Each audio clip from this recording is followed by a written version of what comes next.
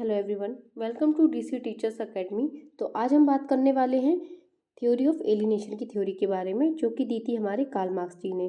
ठीक है, तो ये थ्योरी को स्टार्ट करने से पहले मैं आपको बता देती हूँ, कुछ वीडियोस मैं पहले ही बना चुकी हूँ, चाहे वो कार्ल मार्क्स के ऊपर हो या फिर मैक्स वेबर या रखाइम के ऊपर हो। तो ये वीडियोस पहले से बन चुकी हैं, जो कि चैनल की प्लेलिस्ट में पड़ी हुई हैं। अगर आपने उन वीडियोस को नहीं देखा है तो आप पहले उन वीडियोस को देख लीजिए। क्या है कि उस वीडियो को देख के आपको एक बेस पता चल जाएगा, और जब आप उस बेस को समझ लेंगे आखिर कोई थ्योरी जो है किस थ्योरिस्ट या किस सोशोलॉजिस्ट ने दी है और वो कहना क्या चाहता है। ठीक है, हर एक थिंकर की क्या है, अपनी एक आइडियोलॉजी होती है ना, जैसे। तो जब आप उसकी आइडियोलॉजी को समझ लेते हो तो आप उसकी थ्योरी को भी समझने लगते हो कि हाँ, इस तरह से इसमें कोई बात कही गई होगी। ठीक है, तो आप वो वीडियोस देख लीजिए पहले, तो ये थ्योरी भी समझने आसान हो जाएगी आपके लिए।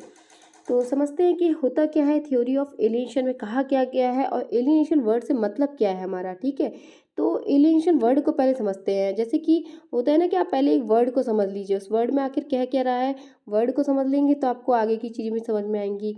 मतलब एलियनेशन एलियनेशन मतलब देखिए, एलियन एलियन क्या होता है कि हमारे मतलब हमारे कोई प्लेनेट का नहीं है, कोई और प्लेनेट का है। ठीक है, किसी और देश दुनिया का आया हुआ एक खोया हुआ सा इंसान। ठीक है, मतलब जब कोई एक ऐसा बंदा है, जैसे हम देखते हैं ना अक्सर कि काम करते करते हुए एक 50 लोगों के एक ग्रुप में मान लीजिए कोई एक ऐसा बंदा है जो इस उस काम से ना इतना ज़्यादा फ्रस्ट्रेट हो जाए या इतना ज़्यादा थका हुआ या खुद का अलगाव महसूस करे, उसको लगे ही नहीं कि मैं इस काम में अटैच हूँ, या उसको वो फीलिंग ही नहीं आ रही है। ठीक है, वो सोसाइटी से खुद को रिलेट ही नहीं कर पा रहा है।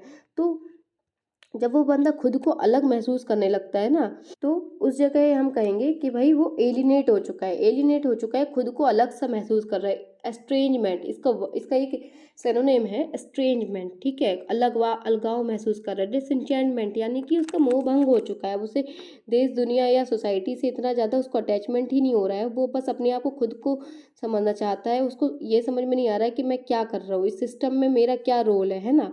मीनिंगलेस, खुद का मतलब उसे समझ में नहीं आ रहा है, अपना ही एक अर्थ ढूंढने चला वो। सेपरेशन फ्रॉम वन सेल्फ, खुद से ही जुदा हो गया, उसको समझ में नहीं आ रहा है कि उस प्रोडक्शन में या उस सोसाइटी में उसका रोल क्या है, वो काम क्या कर रहा है ना। तो इस वर्ड का मतलब ये चीज़ समझ सकते हो आप। ठीक है, the process where by the worker is made to feel foreign to the product of his her और ओनर लेबर। मतलब कि एक ऐसी प्रोसेस है जिसमें क्या होता है, वर्कर को फील होने लगता है कि उसको मतलब वो अलगाव, यानी फॉरेन, एक मतलब इस एक होता है ना कि हमारे देश का नहीं, कोई बाहर वाला है, यानी कि उस सोसाइटी का नहीं है, वो अपने आप को कुछ अलग महसूस करने लगता है। और अपने काम से जो भी वो वर्क कर रहा है, लेबर कर रहा है, उस चीज़ से थका हुआ महसूस करेगा, है ना। और उसे समझ में नहीं आएगा कि काम क्या कर रहा है, वो खुद को अलग महसूस करेगा। किस बुक में ये दिया गया है? इकोनॉमिक एंड पॉलिटिकल मैन्युस्क्रिप्ट, जो कि 1884 में आई थी और पब्लिश हुई थी 1832 में। ठीक है, एलियनेशन जो है रेफर करता है किस सिचुएशन को, जब जब इंसान को ना पावरलेस, उसमें उसे लगता है कि भाई हमारे पास तो कोई पावर है ही नहीं ना इसमें, इस सिस्टम में। जैसे आप देख सकते हो किसी एक ऑफिस में, जब हमारा कोई बहुत नीचे का कर्मचारी होगा, वो वर्क करेगा, वो अपने आप को पावरलेस फील करेगा। उसको समझ में नहीं आएगा कि भाई उससे ऊपर भी एक बॉस है, फिर उसके एक नीचे बॉस, फिर उसके एक नीचे बॉस, उसका कहाँ पे रोल है, वो कहाँ पर है, उससे समझ में नहीं आ रहा है, वो उसको पावरलेस फील हो रहा है। आइसोलेशन फील होने लगता है। ठीक है, जैसे आइसोलेशन, ये वर्ड हमने कोविड-19 के टाइम पे भी सुना था। जब हमारा कोरोना का टाइम था, तब लोग आइसोलेट हो रहे थे। मतलब आइसोलेट क्या हो रहे थे, अपने घरों के बंद कमरे में रह रहे थे, उस चार दीवारी के बीच में लोग अकेले अकेले रह रहे थे, अकेला फील कर रहे थे, पावरलेस। उन्हें नहीं आ रहा था समझ में कि क्या हो रहा है, क्योंकि हम एक इंसान है, हम एक ह्यूमन बीइंग है, और हमें क्या है, समाज में रहना पसंद है, जहाँ पे चार लोग हों और हम उनसे बात कर रहे हो, हमारा इंटरेक्शन हो, है ना। हमारे साथ ये कंडीशन अगर नहीं हो, ठीक है, कितना भी इंट्रोवर्ट हो जैसे, तब भी उसको कुछ ना कुछ तो चाहिए ही ना, कि अपनी किसी से वो बात कर सके, या उसको अपने आप को वो फील कर सके, रिलेट कर सके। ये तो होता ही है ना कितना भी इंट्रोवर्ट हो तब भी। तो ये कंडीशन हो जाती है एलिनेशन में उस वर्कर की, जब वो काम करता है और उस कैपिटलिज्म में, उस ज़माने की बात कर रहे हैं ये। कार्ल मार्क्स ने जो अपनी थ्योरी दी थी, कब के टाइम की दी, जब इंडस्ट्रियल रेवोल्यूशन आ चुका था, जब बहुत सारी फैक्ट्रीज आ चुकी थी, जब बहुत ज़्यादा कैपिटलिज्म अपने पीक पर था, बहुत ज़्यादा वर्कर्स पर वर्क हो रहा था, बहुत ज़्यादा लोड हो रहा था और वो उनसे काम बहुत कराया जा रहा था और उस समय उन्हें समझ में नहीं आ रहा था कि उनसे क्या कराया जा रहा है, क्या चीज़ें हो रही हैं। वो अपने आप को उस चीज़, उस प्रोसेस से इतना थका हुआ महसूस कर रहे थे, पावरलेस, आइसोलेट, खुद का अलग महसूस कर रहे थे। ठीक है, एक्सपीरियंस बाई हैव नॉट और हैव्स के बारे में मैंने आपको बताया है, पुराने वीडियोज़ में मैंने बता दिया है। ठीक है, अगर ये वर्ड नहीं आ रहा समझ में तो आप उन वीडियोज़ में आप जाकर देख सकते हैं। तो हैव नॉट्स मतलब जिसके पास वो पूंजी नहीं है, ठीक है, जो पूंजी, जो पैसा लिए बैठा है, वो हैव है, हैव्स है। तो और जिसे लेबर यानी जिसे काम कराया जा रहा है, उसके पास वो पूंजी नहीं है, वो पैसा नहीं है, उससे सिर्फ लेबर लिया जा रहा है, उससे मेहनताना ली जा रही है, तो वो कैसा फील करेगा, खुद को बहुत ज़्यादा असहाय, पावरलेस, आइसोलेट फील करेगा।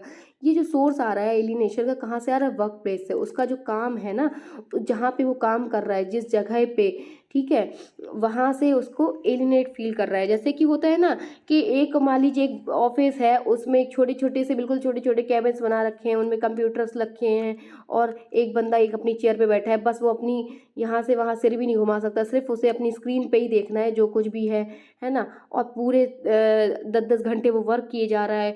तो वो जब वही काम को ना, मतलब कितना, 4 साल, 2 साल, 3 साल जब वो करता जाएगा ना, तो उसे नहीं आएगा समझ पे कि आगे चीज़ें क्या हो रही हैं। वो खुद को अलग महसूस करेगा। मतलब अलग कैसा, कि भाई मैं इन जैसा नहीं हूँ, मैं थोड़ा सा अलग हो रहा हूँ। ठीक है, उसे समझ में नहीं आएगा अपनी चीज़ें कि क्या हो रही हैं। इंडस्ट्रियल रेवोल्यूशन ने जो चेंज, मतलब कब ऐसा कब हुआ था, जब इंडस्ट्रियल रेवोल्यूशन आ गया था, उसने मोड ऑफ प्रोडक्शन को चेंज कर दिया था। मोड ऑफ प्रोडक्शन क्या है? मतलब कि जो वर्क हो रहा था ना, वो औजार जो कि यूज़ किए जा रहे थे, पहले क्या था मोड ऑफ प्रोडक्शन, यानी कि पहले हैंड वर्क हो रहे थे, लोग अपने हाथों से काम कर रहे थे। अब क्या है, वो मशीन्स आ चुकी हैं। अब वो मशीन आ चुकी हैं, अब उन्हीं मशीन से काम हुआ जा रहा है, वो चीज़ें बदल चुकी हैं। लेबर्स कम हो रहे हैं क्योंकि मशीन से काम ज़्यादा लिया जा रहा है। तो इससे इस समय भी उनको वर्क नहीं मिल रहा है और वो खुद को क्या, एलिनेट फील कर रहे हैं, है ना। और रूरल टू अर्बन, जब कोई बंदा गांव से उठकर शहर में आएगा तो उसे चीज़ें अपने आप ही बदली हुई लगेंगी, है ना। उसने वो बड़ी बिल्डिंग्स, बड़ी मशीन्स, बड़े वर्क इतना नहीं देखा है, ठीक है, इतने घंटों का काम उसने नहीं देखा होता है, जो जिस लेवल का या जिस तरीके का होता है, तो वो खुद को अलग महसूस करेगा ही, है ना। ये चीज़ें तो हम अभी भी खुद से भी समझ सकते हैं, ये होती हैं, हमारे साथ भी होती है। जब हम कहीं बहुत बड़ी जगह जाएँ तो, या अलग जगह जाएँ, तो हम खुद से भी महसूस करते हैं। इन ह्यूमन कंडीशंस, यानी कि उस समय क्या था, कैपिटलिज्म जब बहुत ज़्यादा अपने चरम पर था, इंडस्ट्रीज़ बहुत ज़्यादा लग रही थी यूरोप में, तो उस समय क्या था कि लेबर से बहुत ज़्यादा वर्क लिया जा रहा था, ऐसी उनको कंडीशंस नहीं दी जाई थी, उनको वो फैसिलिटीज़ नहीं मिल रही थी और वो बस दबा कुचला अपने काम में लगा हुआ था। उनसे बहुत ज़्यादा उनका, अब जैसे इस पिक्चर में देख सकते हो आप, एक कैपिटलिस्ट है और एक लेबर है। लेबर बेचारा हाई रेंट के तले दबा हुआ है और उसको क्या है, लो वेज मिल रही है, उसको इतना उसकी जितनी मेहनत लग रही है, क्या उसको उतना पैसा मिल रहा है? नहीं मिल रहा, उसको उतनी फैसिलिटीज़ नहीं मिल रही हैं। ठीक है, अंधेरे, मान लीजिए इतनी ज़्यादा उस समय लाइट की भी व्यवस्था नहीं हो और वो एक अंधेरी फैक्ट्री में काम कर रहे हैं, लेबर्स हमारे 16-16, 17-17 घंटे काम किए जा रहे हैं, वो वर्क टाइम बहुत ज़्यादा है। उसको क्या होगा फिर, उसकी उसकी कोई इच्छा नहीं होगी, उसको कोई एम नहीं होगा, उसको समझ में नहीं आएगा कि क्या हो रहा है। मैकेनाइजेशन और प्रोडक्शन, मतलब कि उसका भी, वो भी खुद मशीन की तरह काम किया जा रहा है, वो खुद को रिलेट नहीं कर पा रहा होता है उस समय। तो कार्ल मार्क्स ने जो है अपनी एक बुक है दास कैपिटल, जिसमें एक चैप्टर है फेटिसिज्म ऑफ कमोडिटीज़। इसमें उन्होंने एक्सप्लेन किया है किस प्रोसेस के बारे में, एलिनेशन की प्रोसेस के बारे में, जो कि इंडस्ट्रियल सोसाइटी में है। ठीक है, मार्क्स ने एक्सप्लेन किया था और 4 तरह की एलिनेशन की डायमेंशन दी थी जो कि कैपिटलिज्म में। कौन कौन सी दी थी, बहुत इंपॉर्टेंट है क्योंकि पेपर में पूछ लिया जाता है। ऑप्शंस में क्या होता है कि एलिनेशन फ्रॉम कुछ और लिख देते हैं और हमसे पूछ लिया जाता है कि क्या दिया है ना। मार्क्स ने किस एलिनेशन के बारे में बात की है। तो कौन कौन सी हैं कि प्रोसेस ऑफ प्रोडक्शन मतलब कि जो प्रोसेस हो रही है उससे वो थक जा रहा है, उससे वो उसे मतलब थक जा रहा है का मतलब आप ऐसा फिजिकली थकना मत समझिए, मेंटली उसको नहीं आ रहा है समझ में, एलिनेट हो रहा है, खुद को अलग महसूस कर रहा है, उसको मतलब जो प्रोसेस हो रही है वही सेम काम, वही सेम रूटीन, एक मशीन से फिर दूसरी बेल्ट पे आ रहा है, फिर दूसरी बेल्ट पे, फिर तीसरी बेल्ट से, और वही उसका रोज का काम, वही पैक करना अनपैक करना, वही चीज़ें चल रही हैं, वही सेम साइकिल चल रही है रोज, उसे कुछ अपना इनोवेट करने का मिल ही नहीं रहा है, क्योंकि उसको बताया गया है कि आपको इतना ही काम इसी मशीन पे इस तरह से ही करना है, आपको अपनी तरफ से कुछ भी नहीं करना है। उसको वो क्या कुछ क्रिएटिविटी दिखा सकता है? नहीं दिखा पाएगा। अपना इनोवेशन दिखा पाएगा? बिल्कुल नहीं दिखा सकता है, क्योंकि वो प्रोसेस सेम है और उस प्रोसेस में उसको वैसा ही करना है जैसा बताया गया है। तो वो उसमें क्या है, उसको समझ में नहीं आएगा, वो खुद को एलिनेट फील करेगा, है ना? क्योंकि उस समय इतना मैडनिंग वर्क कराया जा रहा है उससे कि वो समझ ही नहीं पा रहा है चीज़ों को, ठीक है। एलिनेशन फ्रॉम द प्रोडक्ट मतलब कि उस प्रोडक्ट से एलिनेट, यानी कि जैसे कि किसी एक लेबर ने या जैसे एक कार बनती है या कोई एक, मान लीजिए कोई एक ब्रांडेड कपड़ा बन रहा है, ठीक है। अब वो एक ब्रांडेड कपड़ा है, तो क्या वो एक लेबर बना रहा? नहीं, उसमें बहुत सारे लेबर्स का लेबर, यानी उन सब बहुत सारे लोगों का मेहनताना लगा है, ठीक है। और वो उसकी जो कॉस्ट है, क्या वो ले सकता है? जो लेबर उसको बना रहा है, एक लेबर, क्या वो उस कॉस्ट को खरीद सकता है? 10,000, 20,000, 30,000 जो भी उसकी कॉस्ट है, क्या वो उसको ले सकता है? नहीं ले सकता है, क्योंकि उसकी वो इतनी ज़्यादा उसकी वेज नहीं होती, उसके पास इतनी मतलब उसकी हैसियत ही नहीं होती है कि वो उस चीज़ को खरीद ले खुद से, है ना? तो प्रोडक्ट उसी ने बनाया है, लेकिन वो उस प्रोडक्ट से को खरीद नहीं सकता है, तो वो उस प्रोडक्ट से एलिनेट फील करेगा खुद को, उस प्रोडक्शन से भी, उस प्रोडक्ट से, और अपने साथ वाले फेलो वर्कर से भी, क्योंकि वर्कर से क्या है, इनफॉर्मल रिलेशंस हो रहे हैं यहाँ पे। कैपिटलिज्म में क्या है या इंडस्ट्रीज़ में क्या है, क्या हम वहाँ पे किसी से अपने पर्सनल रिलेशंस रखते हैं? नहीं, वहाँ पर हम किसी से कोई मतलब नहीं रख रहे हैं, वहाँ पर सिर्फ हम अपना वर्क कर रहे हैं, जा रहे हैं घंटों तक, और किसी से कोई मतलब नहीं है। तो उस समय वो दूसरों से भी खुद को रिलेट नहीं कर पा रहा है, तो अपने फेलो वर्कर से वो एलिनेट हो जाएगा। उसके बाद वो एक ऐसी कंडीशन आएगी जब वो खुद से ही जुदा हो जाएगा, खुद से ही उसको मतलब अपने आप से ही एलिनेट हो जाएगा, उसे खुद से ही समझ में नहीं आ रहा है कि क्या चीज़ें हैं, ठीक है। उसके पास क्योंकि कोई भी टाइम नहीं है खुद के बारे में सोचने का, उसकी इतनी कम लो सैलरी है, क्या वो अपना गुजारा कर पा रहा है? सिर्फ अपने पेट भरने के अलावा उससे ज़्यादा वो नहीं सोच सकता है, या अपनी एक लग्ज़री लाइफ़ के बारे में बिल्कुल नहीं सोच पाएगा वो। उसके पास कोई हॉलिडे, कोई छुट्टी नहीं है कि वो अपने अपने बारे में, अपनी फैमिली या अपने साथ के लोगों के साथ रह सके, बात कर सके, चीज़ें सोच सके। तो उस समय क्या होगा कि उस वो खुद से भी अपन एलिनेट हो जाएगा, खुद से ही खफा हो जाएगा या जुदा हो जाएगा, ठीक है। तो ये जो 4 चीज़ें, 4 डायमेंशंस हैं, बहुत इंपॉर्टेंट है, ये पेपर में अक्सर पूछ ली जाती हैं कि ये किससे है?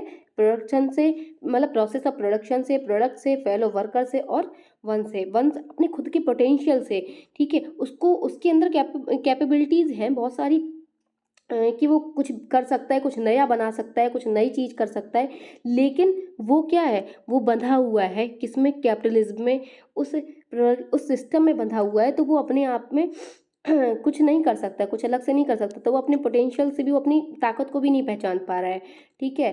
तो उससे भी एलिनेट हो जाएगा।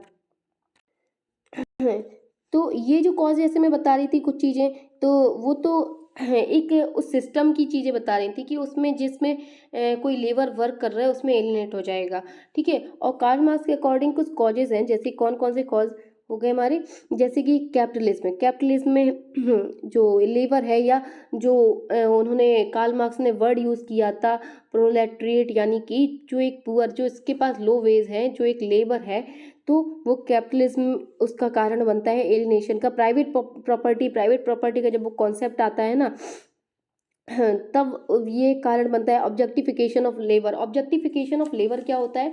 मतलब कि लेबर पावर से जो आपने मतलब स्किल्स लगी है, मसल पावर लगी है, और मान लीजिए कोई एक प्रोडक्ट या कोई एक मशीन तैयार की है, तो उसको क्या ऑब्जेक्ट बना दिया, उसका लेबर जो लगाया, उसने अपनी मेहनत लगाई है, उसने अपनी स्किल लगाई है, उस पावर लगाई है उस चीज़ में, लेकिन उसको क्या है अब एज अ ऑब्जेक्ट उसको बेचा जा रहा है। क्या उसमें कोई उसकी लेबर देख रहा है? बिल्कुल नहीं देख रहा होता है। क्योंकि हमें मान लीजिए हम एक कार खरीदने जा रहे हैं, तो उस कार को कितने लोगों ने तैयार किया होगा या कितनों की मेहनत, स्किल, मसल पावर लगी हुई होगी उसमें, लेकिन क्या हम वो देखते हैं? बिल्कुल नहीं देखते हैं। हम सिर्फ क्या देखते हैं? वो कार देखते हैं कि भाई कार कैसी है और कितने की है, ठीक है। कमोडिटी ऑफ फेटिसिज्म ऑब्सेशन, इसका मतलब होता है कमोडिटी ऑफ फेटिसिज्म क्या है? मतलब कि हमें वही चीज़ है ना कि हमने सिर्फ उसको कार से या उस चीज़ से, उस प्रोडक्ट से मतलब है, हमें उसके लेबर से मतलब नहीं है, ठीक है। इसके बारे में दिया भी गया है, आप देख सकते हैं, the attribution of powers to object, ठीक है। और through fetishism the value is assign to the commodity and its inherited characteristic, मतलब कि हमें सिर्फ एक ऑब्सेशन हो गया है, ठीक है। कमोडिटी यानी कि जो प्रोडक्ट है उससे, कार से मतलब है, उस लेबर से मतलब नहीं है, ठीक है। तो ये कॉजेज दिए थे जो कि कार्ल मार्क्स ने दी थी, और ये थ्योरी थी हमारी एलिनेशन की थ्योरी, ठीक है। अगर इस वीडियो में आपको जो कुछ भी समझ में नहीं आया है तो आप प्लीज़ बेहिचक आप पूछ सकते हैं मुझसे, कमेंट सेक्शन में आप लिख दीजिए, तो मैं उसको दोबारा से अच्छे से और एक्सप्लेन करने की कोशिश करूँगी। तो वीडियो अगर आपको अच्छा लगता है तो प्लीज़ आप इसको लाइक करिए, और लाइक कर दीजिए, और अपने दोस्तों के साथ शेयर कर सकते हैं। चैनल को सब्सक्राइब नहीं किया तो चैनल को सब्सक्राइब भी कर दीजिए। Thank you.